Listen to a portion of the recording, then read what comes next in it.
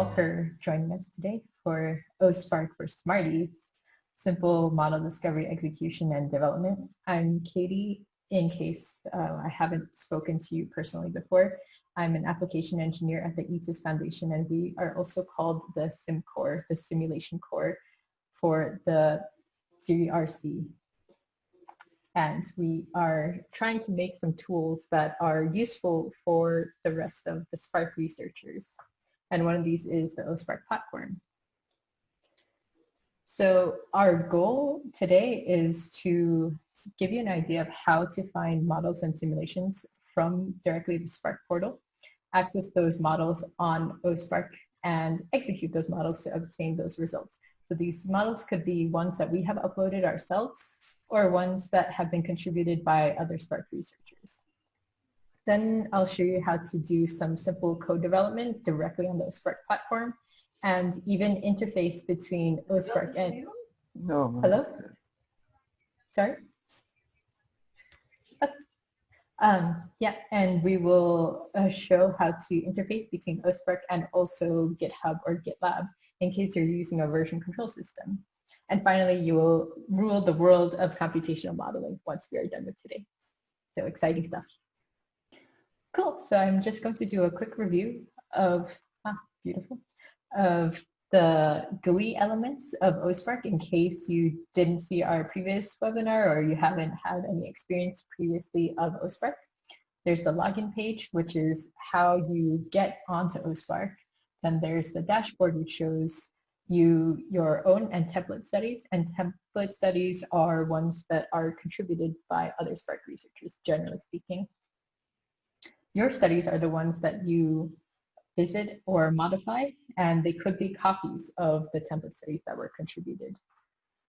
New studies, this is a category in which you can go and create a special study of your own. And when I use the word study, it's more just a computational pipeline that you can create or modify on o²S²PARC. And I'll show you more visually what that means in just a bit. A node is a component of a pipeline or a study, and it performs one specific function. And finally, the workbench, which is the GUI area where you can visually set up, modify, and execute your studies. So here is the entry point of o²S²PARC, the login page. If you don't have an account already, we highly recommend that you get one. You can just shoot us an email at support@o²SPARC.io, and we will set you up with an account. This is an image of the dashboard where you're going to be able to see the options that you have to either create your own new study or make a copy of one that is contributed by other Spark members or us at the o²S² Foundation. Recent studies are your own, so these are the copies or ones that you have created, customized just for yourself. And here's an example of a pipeline that you will see in o²S²PARC. So here we have a few different components, a file picker node, which is what we call each of these little boxes. Can you see my mouse actually? That's so in case I need to point out something in particular. Yeah, I can see it. Yes, Perfect. we do. Excellent. So here, each of these boxes is something that we call a node, and it performs one specific function. Here, this is a file picker, so as you can imagine, it allows you to upload a file or choose a file to insert into one of the other nodes. And the workbench is this whole GUI area in which you can set up your computational pipeline. So that was just a very quick run through of the vocabulary that I'm going to be using today. So everyone knows what I might be talking about when I use the word node or study or the dashboard or the workbench. So from that, I'd like to go directly to our demo.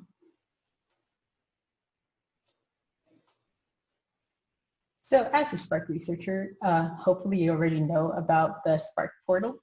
And that's where we host a lot of the data that is generated by Spark researchers.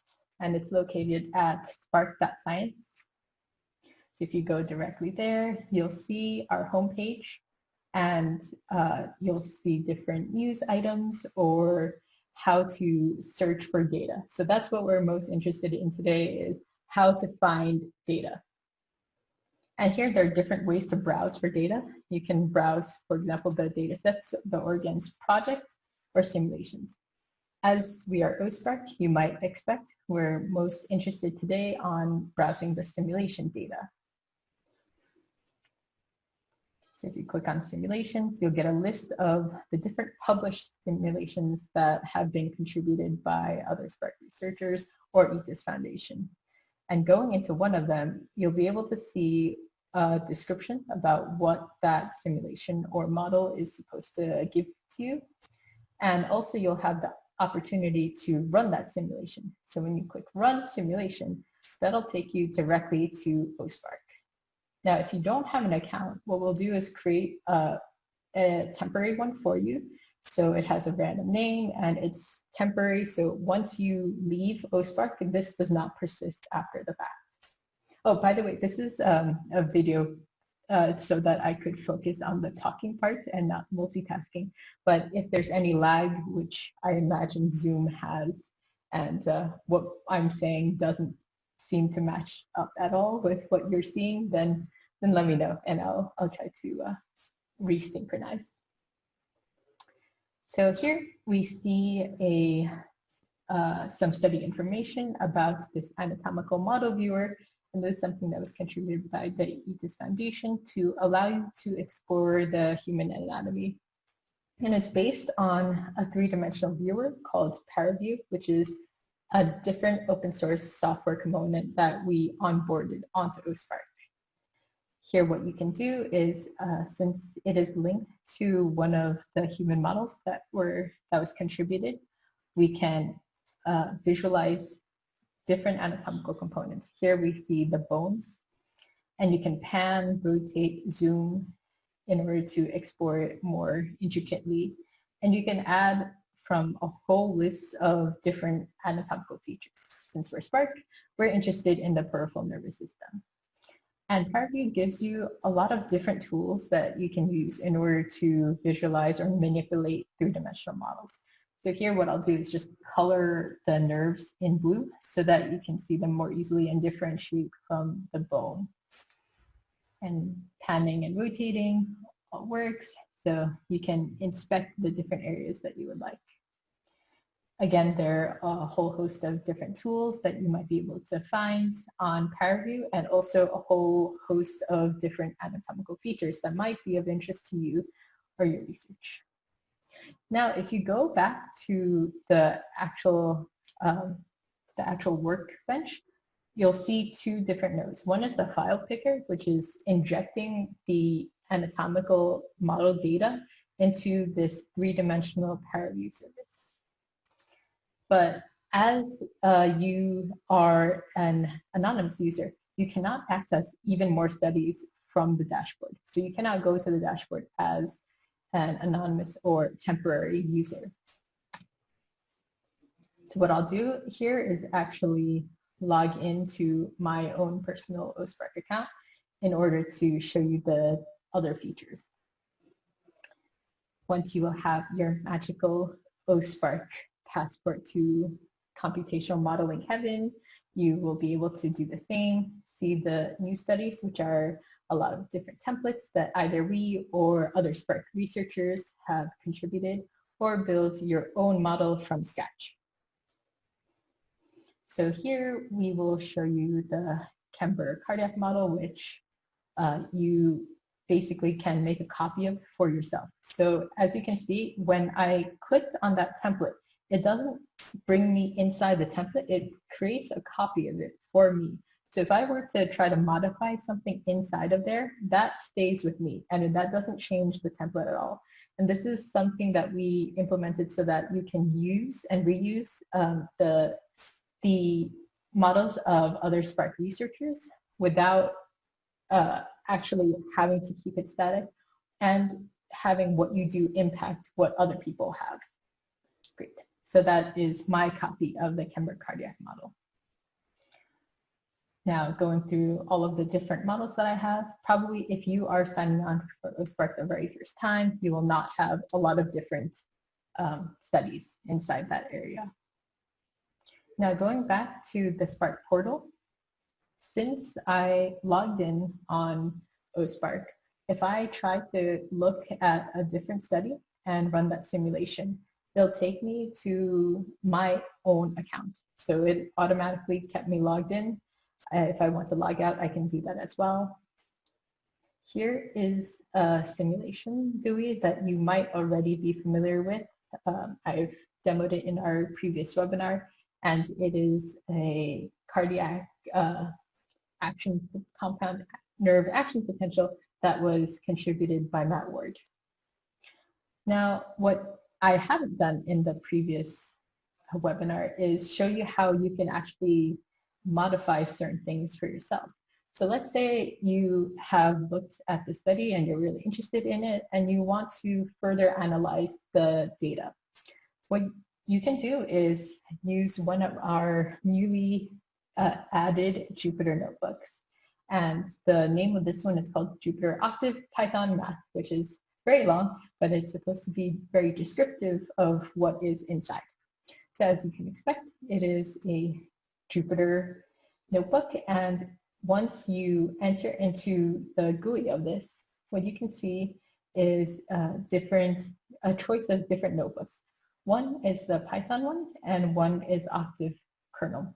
So you can choose to use either one of these. The Octave, I don't know how many of you are familiar with, but it's basically an open source version of MATLAB. It has much of the same syntax. So if you are familiar with MATLAB, you can almost one-to-one use Octave. And we just put that in there so that you can do simple development or do quick analyses directly on the o²SPARC platform. Now, let's say we want to do something with the MatWork data. So I'll map that to the inputs. And as you can see, it gets mapped directly to the input folder of this Jupyter instance. We will try to simplify this process also in the future, so you don't have to do this mapping process all on your own. A lot of it should happen automatically. But for now, you will have to choose which of the outputs of the MatWork service you would like as your input here. So that is the same input, and you can even take a look at the contents of it directly in this Jupyter. Also, what you'll have is a work directory in which we have put a sample notebook so that you can get an idea of what is capable of happening on this Jupyter instance using Octave. So many of the same plots that work with MATLAB also work here on Octave. But right now what I'm interested in is creating my own special notebook. And so what I'll first have to do is read the data that I've gotten in the input folder. So this is something that is just very pure MATLAB, asked to import that data and then plot it. So I plot the thing and look, I have my nice data set already in this inline plot. Now what I'm going to do is do a very simple fast Fourier transform on it. And I'm not going to do anything real, so I don't have the actual sampling frequency, so that's not going to give me anything frequency related. But just to show you that I can do a spectrum right here on o²SPARC. So I will plot the spectrum. And yes, I can maximize the screen so that you see everything a little bit better. And here we are. We have our new analysis on o²SPARC. And since I'm so impressed with myself, I'm going to name it Amazing Notebook. So all that is a pretty vanilla Jupyter. And so the next thing that I wanted to show is something that maybe you don't see in every Jupyter notebook. So as you might have seen already, we can add Markdown, so some nice formatted commenting. And up there in the right-hand corner, what we can do is, remember if when we started out in this kernel that we had the choice between Python and Octave. So here what I can do is actually change the kernel that's running in this Jupyter notebook. Before I had Octave, and now I can choose a different kernel. So now I decided, you know what, I want to do my analysis in Python, and I can switch my kernel and start coding directly in Python. Now I'll do that, and we'll import some packages that I want to use for my analysis. And again, I will import my data and then plot it. So here is the same plot, but using Python. Now, next I'll do a very simple low-pass filter by computing the moving average and then plot that as well. So you can see the input data as well as my filtered output data, which is in orange. So this is already in my mind pretty cool. But next I'd like to also show you something that we've been working hard to implement, which is Git integration. So you have this wonderful, amazing notebook, but what you can also do is version it. So if you're already using some version control, what we can do is create a repository or even clone one. So that's what I will do first. Let's say I want to clone a remote repository. And here I have one all ready to go. It's called o²S²PARC demo. It's very descriptive. And now I will copy the link to clone that repository. Make sure to use the HTTPS just because we don't have SSH tokens available on o²S²PARC quite yet. So now I will paste this URL and clone. It will ask for my login credentials, and this could be a little bit annoying if you use it all the time, but we just want to assure you that we're not saving your login credentials anywhere. So at least it's secure, even if a bit annoying. Now I've cloned the repository, and now you can see all of the files and the directories that were inside. And now maybe what I want to do is version my amazing notebook. So I go in there and I drag and drop my new file, go over to the Git GUI and add that to my staged changes. Now, all of the functionality that you are familiar with, if you use any form of version control Git, is available here as well. So I will commit my change right now. I'm going to add this amazing notebook, give my information, just so if I mess something up, then there's a record, and then I will push my committed changes. Again, I will have to put in my Git credentials, and then that should just go to my remote repository. So just to convince you that I wasn't lying, if I refresh the page and go to notebooks, there it is, my amazing notebook in my GitLab repository. If I go into it, then I can see the code and also the rendered outputs. So yeah, I wasn't lying, I promise. Now, back in o²S²PARC, as I said, the different tools that you are familiar with, if you use Git, should all be available. So for example, you can create new branches, and you can also commit to a different branch than just the master one, which you have a lot of different features that you want to put into your code. You can do that also straight onto o²S²PARC. Now, the next thing I want to show is related to Python. And because this service is called Jupyter Octave Python Math, you can imagine that we already pre-installed some mathematical packages of Python. However, we might have not foreseen something that you might need. So how can you install your own packages? For example, maybe you want to do some image processing and you need the pillow module.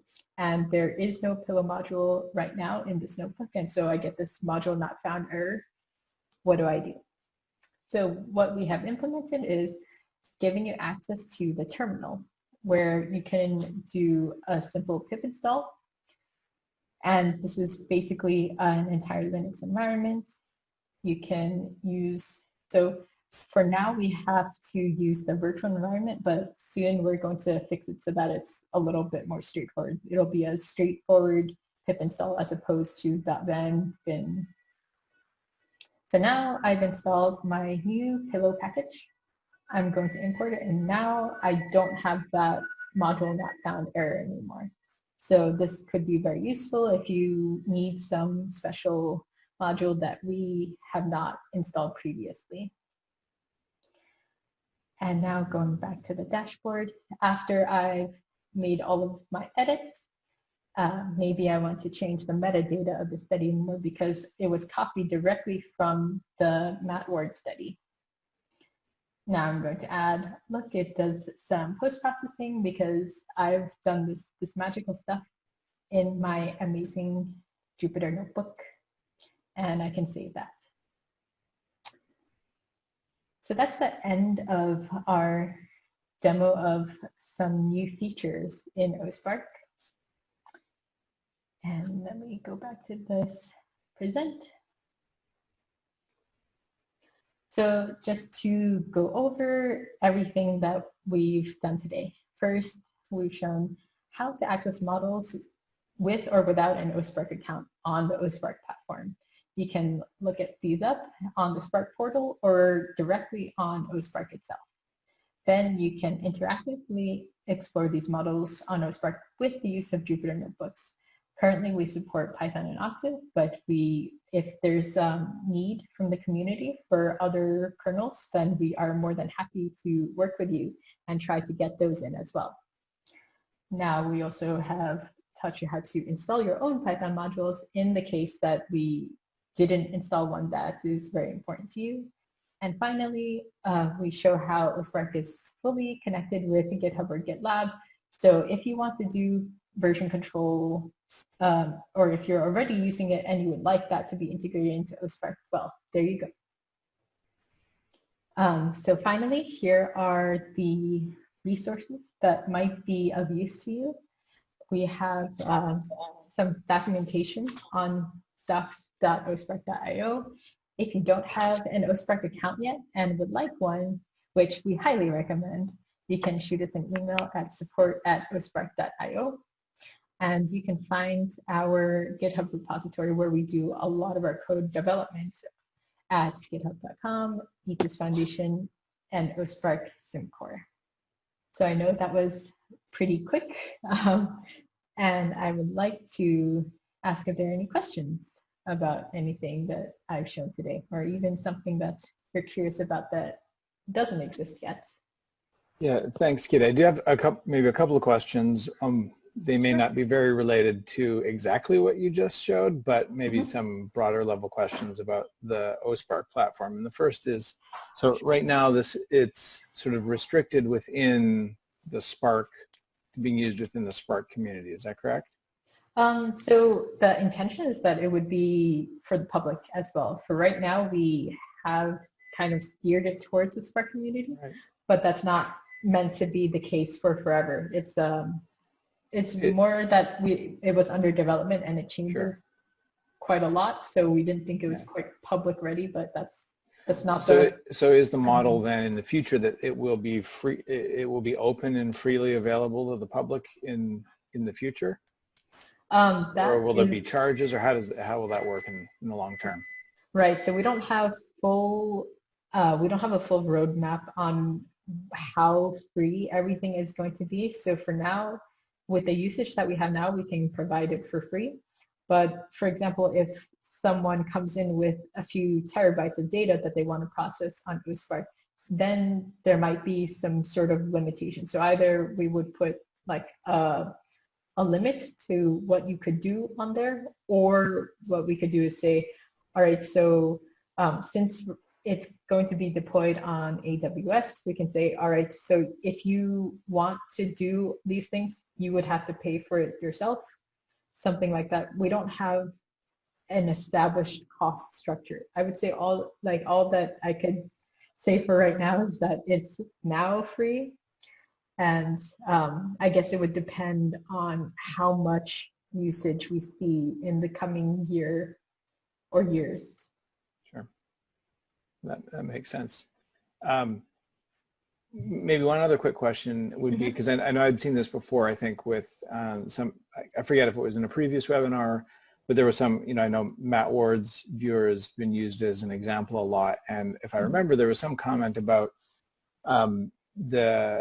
you or the foundation having to do a bunch of work to take basically the simulation or things that he had working in MATLAB or in other environments and then make them work on o²SPARC. And so I guess the question is how, if you're creating things, how much is it possible to do that sort of basically independently versus basically like, here's something that works and then you pitch it over the fence to you guys and you make it work on o²SPARC. Can you just speak a little bit about that, that interaction there?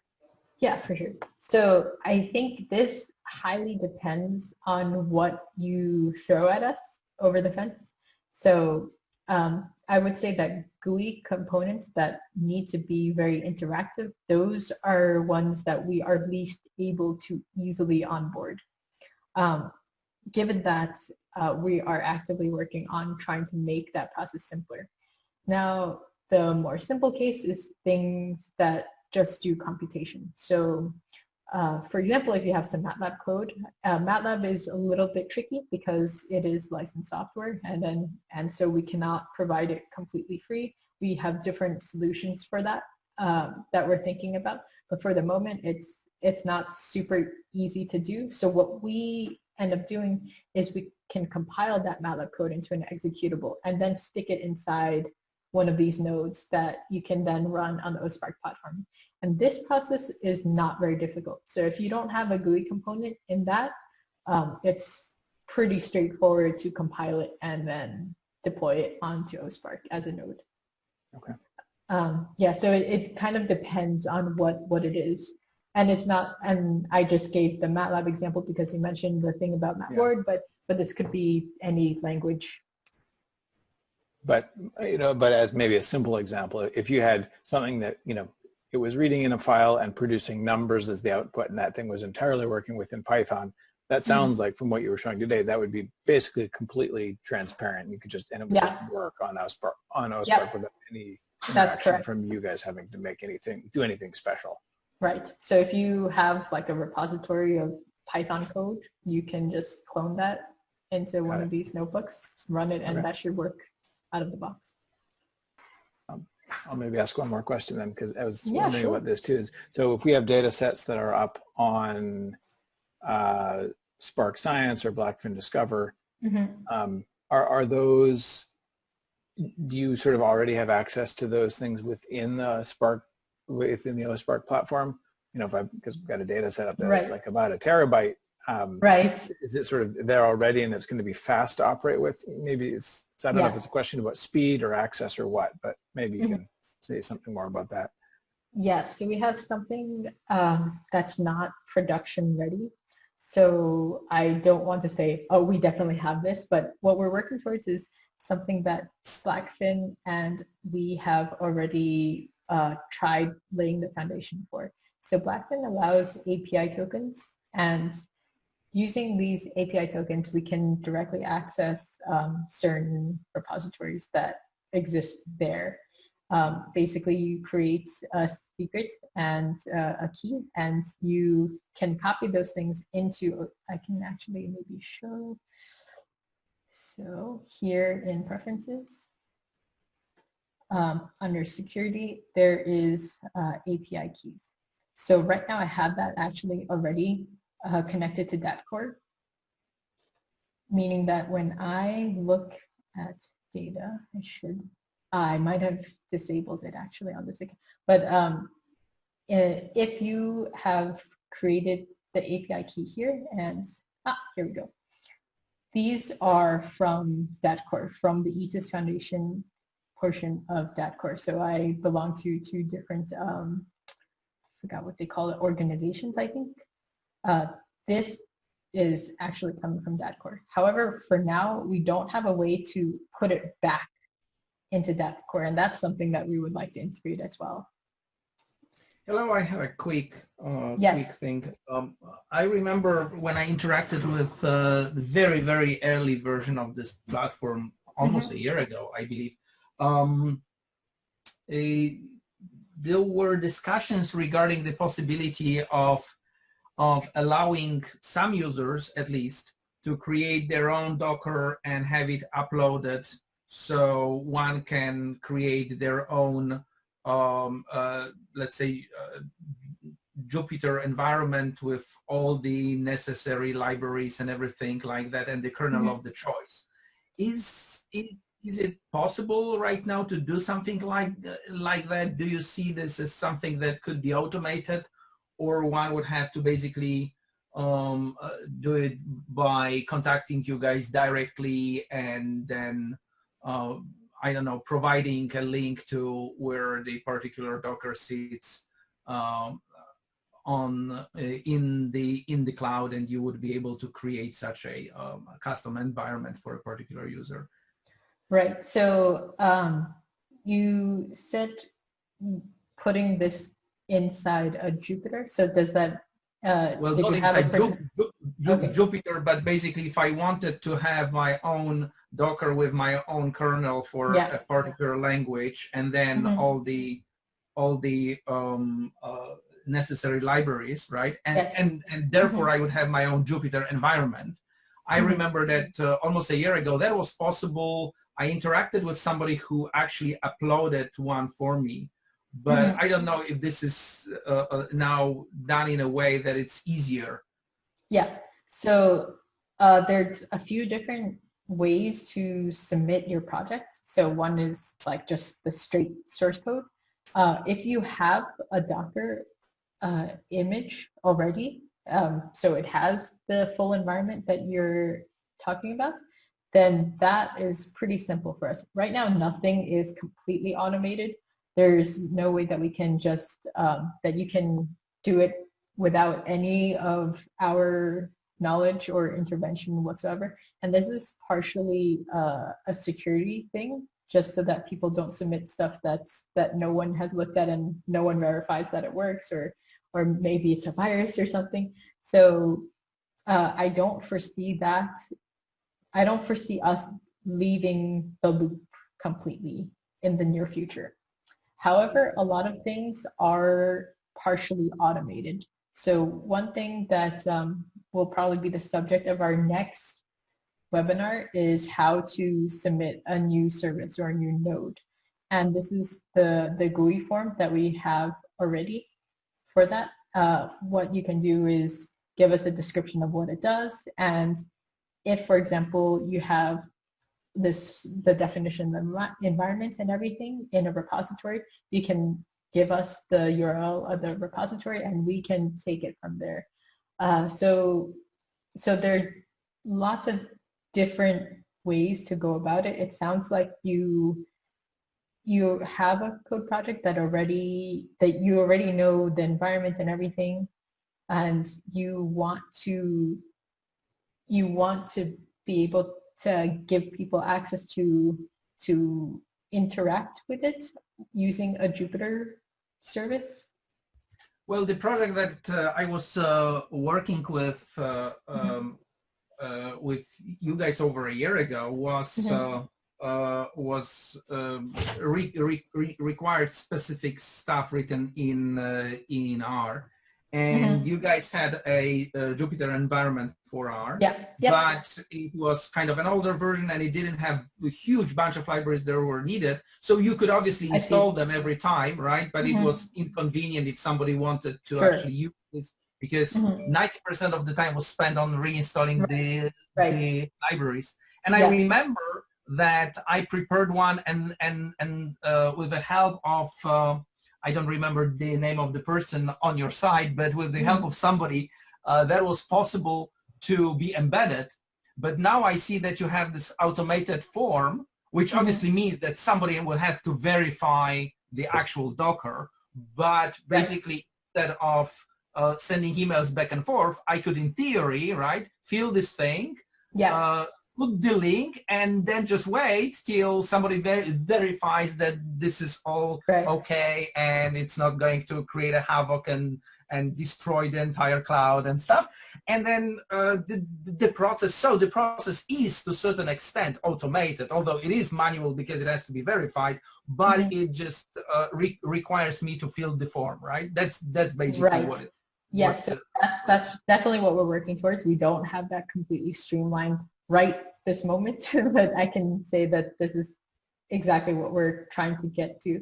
And for your particular case, what we will probably do in that case is, instead of creating its own service, so what we'll probably do is have a way to inject all of that information into an existing Jupyter. So for example, we'll have one that's running a Jupyter Notebook or lab or something that has an R kernel.